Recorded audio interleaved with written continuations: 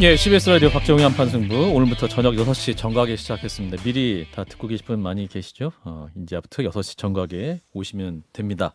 자, 요즘 금리와 물가 환율 고공행진을 벌이면서 이 부동산 시장도 급격히 얼어붙고 있죠. 그 2, 3억은 물론 반토막이 났다라는 기사도 나오고 있는데 또 반면 실제 시장은 또 다르다라는 의견도 있습니다. 현 부동산 시장 어떻게 봐야 할지, 어떻게 또 대처하면 좋을지 최고의 전문가시죠. 서울대학교 환경대학원 김경민 교수와 말씀 나눠보겠습니다. 교수님 어서 오십시오. 네, 안녕하세요. 네, 우리 김정혁 대변인, 안녕하세요. 우리 김 소장 인사 나눠주시고. 몇 달 전 저희 방송에 나오셔가지고 이제 부동산 곧 하락할 것이다. 그 하락 배경으로 이제 금리를 드셨는데 교수님 예측대로 맞았어요. 이거 웃어야 될지 말아야 될지 모르겠는데. 이제 근데 미국 연준이 또 세 번 연속으로 자이언트 스텝을 단행했지 않습니까? 네. 그럼 이런 흐름이 계속될 것이다. 이렇게 봐야 됩니까? 그렇죠. 사실은 저는 이제 우리나라의 경제 상황은 사실 대단히 좋던데 부수적 또는 종속적이라고 봐요. 예. 제일 중요한 건 미국이고 벌써 미국이랑 지금 역마진 났기 때문에 지금 한국이 굉장히 위험한 상황이어서 예. 이거는 좀 우리가 굉장히 주식 있게 봐야 되는 거고요. 사실 이건 부동산은 사실은 마켓에서 맡기는 게 맞기 때문에 이것보다는 사실 경제 전반에 어떻게 돌아갈 것이냐가 더 큰 문제라고 봐요, 개인적으로는요. 예.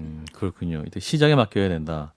근데 이제 하락 국민이 맞다고 해도 좀 약간은 급작스러운 측면이 있다 이런 말씀도 많이 하시고 이제 미국 연준 때문에 우리나라 금리도 많이 올라가기 때문에 대출하신 분도 엄청나게 지금 부담 많이 갖고 있는 상황 아닙니까? 예.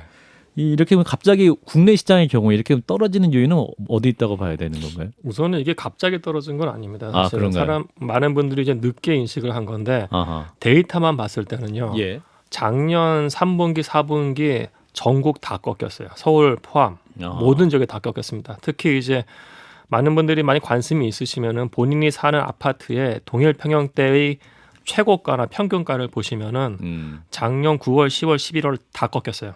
이건 팩트입니다. 그렇군요. 예. 그러니까 언론이 사람들이 늦게 인지를 한 거예요. 늦게 인지했지 그 하락 국면이 이미 작년부터 꼭 시작되고 있었다. 작년부터 시작됐고 그냥 별개의 말씀입니다만 저는 가장 큰 문제가 되는 게 부동산원에서 주간 그 부동산 가격 동향 조사하고 발표하거든요. 그렇죠. 그거 폐지해야 된다고 봐요. 폐지해야 됩니까? 그거 굉장히 잘못된 거고 아하. 정부의 공식력 있는 기관이 정부의 공식력을 스스로 무너뜨리는 거예요. 왜 그렇습니까? 보통 이제 우리가 그 가격을 이제 그 거래를 하면은 한 달 안에 신고를 하면 됩니다. 그렇죠. 그러면 일주일 안에 하는 게 아니에요. 2주 후에 할 수도 있고 3주 후에 할 수도 있어요. 그렇죠. 사실은요. 그러니까 이미 실거래가랑 풀 데이터가 있음에도 불구하고 일주일이라는 샘플 갖고 얘기하는 거예요. 예. 그래서 얘기가 나오면은 지난주 주간 동향에 보면은 0.01% 상승했습니다라고 하는데 예. 이게 되게 웃긴 거예요. 시차적으로 많이 발생하기 시차도 때문에. 그렇고 예를 들어서 그게 10억이었다고 보자고요. 예. 그럼 지난주에 한 10억 10만 원 올랐으면 100만 원 올랐으면 그게 말이 되냐고요. 그 샘플 갖고 하는 건데 전혀 말이 안 되는 거예요. 그거부터 저는 폐지해야 된다고 봐요. 그렇군요. 그건 국민들에게 어떤 정보가 의미한 정보가 되는 건가요? 그러니까 제가 봤을 때는 이 부동산이 어차피 단타가 아니고 장타거든요. 그렇죠. 그러면 국가에서는 사실은 제대로 된 인덱스를 만들어서 발표할 필요가 있어요. 우선은 부동산원에서 또 인덱스를 만들 필요가 있고요. 지금도 만들고 있습니다만은 예. 민간 기업에서도 제대로 인덱스를 만들어서 그것들을 많이 공표를 해야 되는 거죠. 민간 기업도. 그럼요. 아하. 예. 그러면 어떤 자료가 비교가 될 수도 있고 그렇죠. 어떤 자료가 신뢰할 수 있는가를 비교할 수도 있겠군요. 예, 맞습니다. 다른 나라 예. 는 어떻습니까? 이렇게 발표하는 나라 우리나라밖에 없습니까? 사실은 뭐 예를 들어 우리가 하는 케이스 실러 인덱스 같은 경우에는 예. 뭐 케이스 교수하고 실러 교수가 인덱스를 만들었잖아요. 케이스 실러 인덱스. 예. 뭐 마찬가지고 영국 같은 경우에도 뭐 그 공신력 있는 기관에서 만들어서 공표를 해요. 네. 그런데 그것뿐만 아니고 이미 우리나라도 사실은 실거래가를 전수를 데이터를 공개를 하고 있기 때문에 뭐 저희 연구실에도 지수 만들고 있고요. 아하. 다양한 방법에서 만들 수 있는 방법이 김경민 많습니다. 인덱스도 곧 나옵니까? 예, 김경민 인덱스 한 3년 전부터 있었어요. 그렇군요. 죄송합니다. 자, 우리 김정혁 대변인과 김성희 소장님도 좀 질문 같이 해주시죠. 지금 저 가계부채가 1,800조인가 그렇지 네. 않습니까? 근데 지금 이제 대개 이제 빚을 내서 집을 사고 뭐 이러다 보니까 부채가 올라간 건데 그럼 이렇게 뭐 자이언트 스텝 뭐 이런 식으로 금리가 올라가고 미국 금리와 역전 현상이 일어나고 그러면 이거 어떻게 되는 겁니까? 잘못하다가 이게 서프라임 모기지처럼 미국에서 벌어진 사태가 또 한국에서도 벌어지는 거 아니냐 이런 두려움 같은 게 있거든요. 어떻습니까? 그러니까 이게 좀 나눠봐야 될 것 같아요. 그러니까 15억 이상은 사실은 대출을 거의 안 해주기 때문에 다 현금 갖고 사시거든요. 그리고 6억 이하는 그 주택금융공사에서 나오는 보금자료론을 받아서 상대적으로 금리가 낮고 고정금리를 하신 분들이 많아요. 그래서 다행이네. 지금 가장 큰 문제가 되는 건 6억에서 15억 사이예요. 6억에 15억 사이. 예. 여기서 특히 이제 2020년, 2021년에 영끌하는 분들이 크게 문제가 될 겁니다. 젊은 사람들. 젊은 분들이요. 왜냐하면 이 부분은 사실은 한국주택금융공사가 아니고 시중은행에 있는 주담대를 받는 거기 때문에 예. 이게 1년마다 리파이낸스 될 때 굉장히 빠르게 올라갈 거예요. 그래서 여기에 대해서 정책 당국자들이 지금 유심 있게 봐야 돼요. 그래서 제가 봤을 때는 이거는 구조적으로 풀 수 있을 것 같아요. 어떻게? 그러니까 이거 좀 말이 좀 길어질지 모르겠습니다만은 괜찮습니다. 예를 들어서 이 상품에 대해서 고정금리로 바꿔주는데 예. 그러면 이제 고정금리 안에 이제 자기가 내는 원금이 있고 이자가 있잖아요. 그렇죠. 그럼 이자를 본인들이 내라고 하고요. 대충 이제 이거 또 다른 말씀입니다만은 그 최고가에 잡았다가 그 고가가 다시 회복되는데 강북 아파트 대충 한 7년에서 8년 걸려요. 그럼 7년에서 8년 동안 절대 팔지 못하게 한 다음에 아하. 원금 부분에 대해서 국가가 도와주는 거예요. 원금 대신에 부분에 대해서. 예, 원금 부분에 대해서 국가가 도와주면서 대신 그럼 이거를 약간 자본화 시켜 가지고 예. 국가가 공유 지분처럼 그 주택의 지분을 갖고 있는 형태가 되는 겁니다. 그렇게 하면 서로 리스크를 해지가 할 수가 있어요. 그러니까 NPL이 발생 안 하고 NPL이 뭡니까? 풀어주세요. 남폴포인론인데 부실채권이요. 부실채권. 그러니까 말씀하신 부분이 이게 부실채권화 된다고 했을 때는 기업 아하. 말씀하신 것처럼 은행들 다 망가질 수 있거든요. 예, 그렇기 때문에 제가 바라보는 방식은 이거를 변동금리를 약간 낮은 금리에 고정금리로 바꾸되 원금에 대해서 국가가 들어가서 지분화하고 그 고정금리이기 때문에 이자는 고정적으로 내는 거거든요. 예. 지금 가장 큰 문제는 이게 변동금리 되면서 1%, 2% 올라간다고 했을 때 올해, 내년, 내후년 정말 힘들어질 겁니다. 영끌 사신 분들은. 예. 그 원금을 그러니까 지분을 가지게 되면 국가가 그 지분에 대해서 나중에 8년이 됐든 뭐 기간을 정해서 그 이후에 판매하게 되면 그 지분만큼만 원금만큼은 회수를 하는 형태로 생각을 하시는 건가요? 그렇죠. 원금 회수하고 판매 수익금에 대해서 이익에 대해서도 회수를 해야죠. 그럼 그 지분만큼 오른 것이랑 더해서 그럼요. 회수를 하는 방식으로. 국가가 왜냐하면 회수를 한다. 국가가 이 리스크를 져줬기 때문에 예를 들어서 5억짜리를 8억에 팔았으면 그 중에서 1억이 국가 지분이면 그것에 대해서 상승분도 같이 걷어들이는 당연히 방식으로 예. 말씀을 하시는데 근데 실제로 지금 그게 법제화가 되었거나 이런 건 아닌 아니 거죠? 없습니다. 그런 정책적 아이디어를 말씀해 주시는 그렇죠. 거죠? 그러니까 지금 이제 안심 대출이라고 한 거는 지금 4억 이하에 대해서 그 고정금리로 바꿔주는 것들이 있거든요. 근데 지금 문제가 확실히 터질 부분은 6억에서 15억 사이예요. 그렇다고 이제 이분들은 사실은 투자는 본인들의 책임이기 때문에 국가가 이분들한테 모든 거를 다 그 페이버를 줄 수는 없다고 봐요. 왜냐하면은 당시에 안 산 사람들이 있거든요. 그렇죠. 그 사람들도 피해를 보면 되는 것이 안 되기 때문에 서로 리스크를 해지하는 방법을 갔으면 좋겠어요. 지금 재정 당국의 대응, 그러니까 쉽게 얘기하면 이런 금리 역전 현상이 벌어진 상황 속에서 더구나 우리가 가계부채가 워낙 많은 상황이니까 재정 당국의 대응은 적절하다고 보십니까? 혹은 그런 대응이 있긴 있습니까? 지금 말씀하신 것 같은 그런 여러 가지 대안이라든가 제안이라든가 이런 것들이 받아들여지고 있나요? 고민은 하시는 것 같아요. 고민을 하시는 것 같은데 저는 이제 문제라기보다는 좀 더 이게 사실은 제가 말씀드린 게 대단한 금융공학이 아니거든요. 그러면은 국토부나 이런 데서 좀 더 금융 전문가랑 얘기를 하면 이거 구조를 분명히 짤 수가 있어요. 이게 어려운 게 아닙니다, 사실은요. 그래서 좀 이런 부분에서 같이 고민을 좀 했으면 좋겠어요. 세부적으로 섹터를 나눠가지고 이 대출 부분에는 어떤 정책을 하실 거예요. 예. 그 부분에 대한 말씀이신 그렇죠. 것 같은데 맞습니다. 이제 청취자분의 데이비드 와이님이 개인의 투자 실패를 왜 국가가 다 책임지냐라는 질문을 주셨어요. 또 이를테면 뭐 집값뿐만 아니라 채무자 같은 경우에 너무 빚이 많을 경우에 국가가 탕감해 주는 경우도 있고 뭐 그렇기 때문에 과연 이게 국가가 책임진 게 맞냐? 개인이 저 책임져야지 이런 반론. 그러니까 저는 개인이 책임지는 게 맞다고 보고요. 예. 다만 이게 망가졌을 때 후폭풍도 워낙에 크기 때문에 국가가 원금에 들어가서 본인이 들어간 만큼 지금 100% 지원이 아니에요. 국가도 국가가 하는 거기서 것도? 지금 지분을 가져가는 형태입니다. 아하. 그거 그러니까 국가가 돈만 주어주고 지원해주고 아무것도 안 가져가는 그거는 굉장히 잘못된 방식이죠. 그러니까 무조건 책임지는 것이 아니라 그럼요. 책임 문제 국가가 회수할 부분을 회수하는 예. 그런 방식이군요. 그럼 그런 것을 실제로 정책적으로 한 나라가 있습니까? 한 나라기보다는 사실 이거 약간 지분 공유제를 지금 단계에서 약간 제가 좀 아이들 내신 아이들 거군요. 낸 거예요. 아. 사실은 그래서 지분 공유제 같은 부분들은 충분히 가능하다고 보고 있기 때문에요. 저는 뭐 불가능한 선택은 아닌 것 같아요. 예. 일각에서는 이제 부동산 불패 신화는 끝났다. 어차피 인구가 줄고 있고 지금 현재 주택도 전체적인 총량 면에서 보면 결코 작은 게 아니다. 그런 얘기들을 하면서 부동산으로서 다시 이제 그것이 이제 보통 사람들은 집 한 채 가지면 이제 나중에 노후까지 다 생각을 하잖아요. 그걸로. 근데 그런 시대가 이제 끝난 거 아니냐라는 얘기도 하는데요. 그건 어떻게 보세요? 그 얘기가 지금 매년 10년마다 이렇게 반복되는데요. 10년마다 반복이 돼요. 10년 주기설. 예. 어려워질 때마다.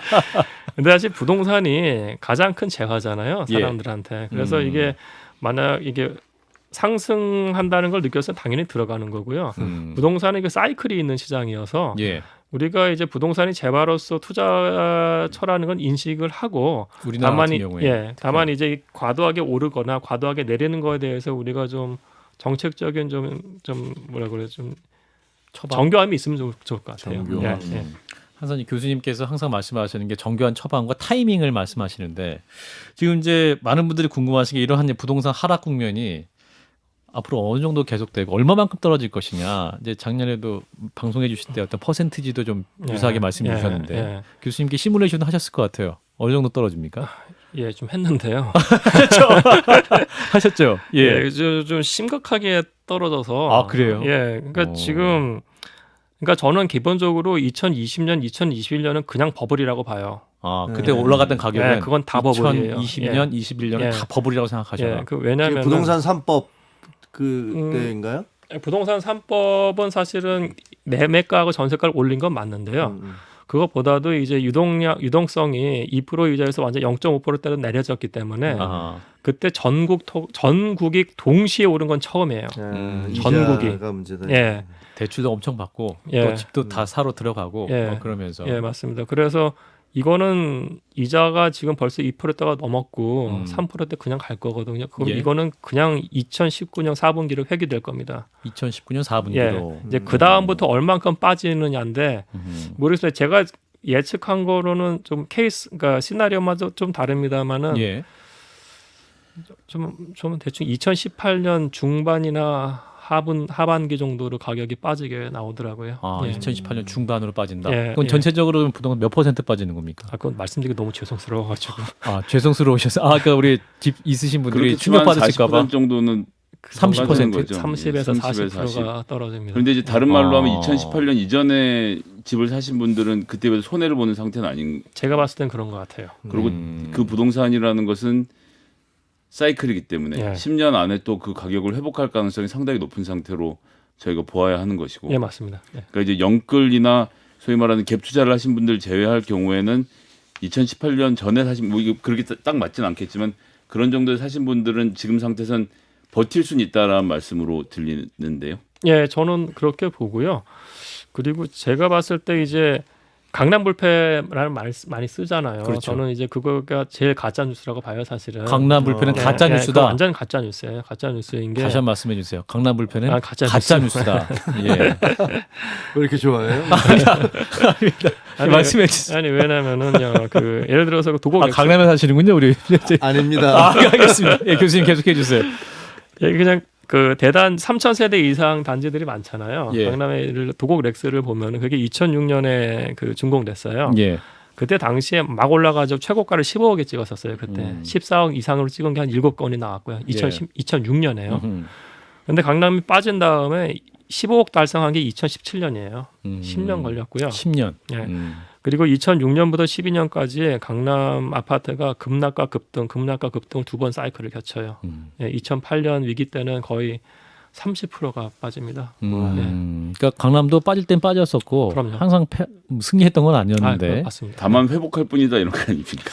기간이 걸리지만. 근데 그 회복은 강북 때 했기 때문에 예, 그러니까 부동산이 사이클이 있다는 걸 우리가 좀 인지를 했으면 좋겠어요. 근데 이제 2018년에 이제 금리가 완전히 낮아지면서 그때 이제 영끌을 해서 주택을 막 사는 분들이 늘어났잖아요. 근데 그게 그때 미국의 금리가 굉장히 낮았던 거는 좀 기억을 합니다만 만약에 이런 사태가 전혀 예상이 안 됐던 건가요? 만약 이런 식으로 주택을 마구 이렇게 대출을 얻어 사는 일들이 벌어지면 결국은 이것이 경제 상황이 좀 나빠지면 혹은 금리가 올라가면 엄청나게 큰 무리수가 될 수 있다라는 것들을 그때 당시에 그 재정 당국에서 제대로 예측을 못했던 건가요? 아니요, 재정 당국에서 그래서 많은 그 제한을 걸어놓긴 한 건데요. 그럼에도 불구하고 돈을 빌릴 수 있는 기회가 워낙에 쉽게 나왔기 때문에 저는 재정 당국의 문제도 있겠습니다만 사실은 이건 수요자들의 군중 심리가 더 큰 문제였다고 생각을 해요. 그러니까 본인들이 리스크 관리를 안 한 거예요. 사실은요. 예, 저는 근데 2020년 중반부터 집 사지 말라고 그러면 다녔거든요. 이거 바가지로 먹으면서. 예. 근데 사실 왜냐하면 특히 젊은 분들이 그러니까 나이가 50 넘은 분들은 과거에 부동산의 사이클을 어느 정도 본인이 체감을 했었을 것 같아요. 근데 20대와 30대는 그걸 체감을 못했잖아요. 그렇죠. 2013년부터 가격이 계속 올라가는 것만 봤기 때문에 하여튼 그거는 제가 봐서 궁중 심리가 한몫한 것 같다는 생각도 듭니다. 그 좀 이제 서울은 그렇다 하고 지금 부동산 시장이 이렇게 침체하면 사실은 대구 경북 이런 데들 아파트들 이런 곳은 여기 무너지는 것보다 훨씬 더 예. 급속한 속도로 무너질 것 같아서 지방은 부동산 문제는 어떻게 제가 좀 봐야 되나요? 좀 큰일 났다고 봐야 될 것 같아요. 예. 지방은 큰일 났습니까? 예. 그러니까 사실은 우리나라가 그 권역별로 전혀 다르게 움직입니다. 수도권하고 대전, 세종은 2010년대에 거의 안 올랐어요. 굉장히 평평한 마켓이었다가 2020년, 2021년에 올랐고요. 그다음 부울 경우는 다 아시겠지만 조선 산업이 안 좋았잖아요. 예. 그래서 2017년부터 19년까지 가격이 빠져요. 부산, 울산, 경남은 다. 예. 2020년, 21년은 올랐고요. 광주하고 대구는 서로 다른 지역입니다만 인플레이션만큼 스물스물 올라요. 근데 여기도 마찬가지 2020, 21년에 오른 겁니다. 그래서 그러니까 전국이 다 오른 건 2020년 이후예요. 그러니까 유동성이 회복되면 다 원상복귀 될 거고요. 다만 문제가 되는 건 말씀하신 것처럼 지방의 광역시들은 올해하고 내년에 한 번씩 공급 폭탄이 나와요. 그렇죠. 엄청나게 많이 졌습니다. 네. 그래서 굉장히 힘들 거예요. 아. 예. 정부가 그때 원희룡 국토부 장관 250만 호 계획 발표했지 않습니까? 예, 그게 이제 그렇게 지면 안 되죠. 그러니까요. 예. 그러니까 거기서 보시면 이제 수도권에 150만 원, 지방에 120만 원가 이렇게 진다고 말씀을 하셨는데, 예. 그러니까 저는 이제 가급적 지금 그 목표를 달성하기 위해서 무리해서 아파트를 짓는 것보다는 예. 우리가 랜드 뱅킹이라고 하거든요. 토지 비축. 음. 이게 부동산의 사이클이기 때문에 정부에서 확보할 수 있는 토지를 어디든가 비축을 해놓는 건 좋을 것 같아요. 예. 전략을 아파트를 짓는 게 아니고 토지 음. 비축 전략으로 갔으면 좋겠어요. 지난번 대선 때 보면 여야 후보 누구를 가릴 것 없이 네. 모두 다 공급 위주였잖아요. 공급을 네, 해주겠다, 맞습니다. 주택을 예. 짓겠다, 예. 뭐 짜투리 땅에다 집을 지어주겠다, 어디다 역세권에다 뭘 해주겠다 이렇게 다 공약을 내세웠잖아요. 그러니까 그 공약들은 사실은 그 경제 전망을 제대로 못한 상태에서 그냥 나온 공약들이었군요. 그렇다고 볼 수 있을 것 같아요. 예, 다만 그래도 지금 부동산의 하락기라고 또 지나치게 손 놔가지고 토지 비축을 안 하면 안 되거든요. 나중에 왔을 때도 문제가 생길 수가 있기 때문에, 예. 그러니까 저는 이제 지금 앞으로의 부동산 시장은 수도권과 비수도권이 아니고요, 서울과 비서울로 나뉠 거예요. 서울과 비서울. 예, 왜냐하면은 이미 3기 신도시 개발만 하더라도 그 주변에 있는 아파트들을 좀 굉장히 자극할 가능성이 높아요. 그러니까 가격을 안 오르게. 아하. 예, 근데 서울은 계속 지속적으로 올라갔거든요. 상승세 안에서의 사이클이었기 때문에 예. 서울, 분당, 과천, 평촌 같은 경우에는 상승 트렌드 안에서 이게 일어날 거예요. 그럼 서울이나 이런 쪽에서는 토지 비축을 해서 나중에 가격이 폭등할 때 좀 선제적으로 들어갈 수 있는 아니면 사인이라도 줄 수 있는 뭔가를 했으면 좋겠어요. 예. 그 강남 불패가 아닌 게 아니네요. 그러면 서울은 어차피 서울의 노른자가 강남이라고 한다면 아까 강남 불패가 아니라라고 하셨지만 결국은 서울의 인서울이 제일 중요하다 그런 말씀은 아니에요. 그렇죠. 그러니까 서울하고 이쪽은 이제 상승 트렌드 안에서의 사이클이거든요. 근데 사이클 안에서도 하락이 30%일 때도 있었기 때문에 그 불패라는 건 사실은 아닌 거죠. 사실은 다만 우리가 인지할 거는 상승 트렌드 안에서의 사이클이 존재한다는 거는 인지를 했으면 좋겠어요. 서울의 경우에는. 서울에 안 사는데 가슴이 답답해지네요. 예, 교수님 자주 모셔야 될 것 같습니다. 부동산이 어려울수록 좀 자주 모여서 좀 현답을 많이 들어야 될 것 같아요. 함께해 주신 분 서울대학교 환경대학원의 김경민 교수였습니다. 고맙습니다, 교수님. 감사합니다. 좋아요? 구독. 알림 설정.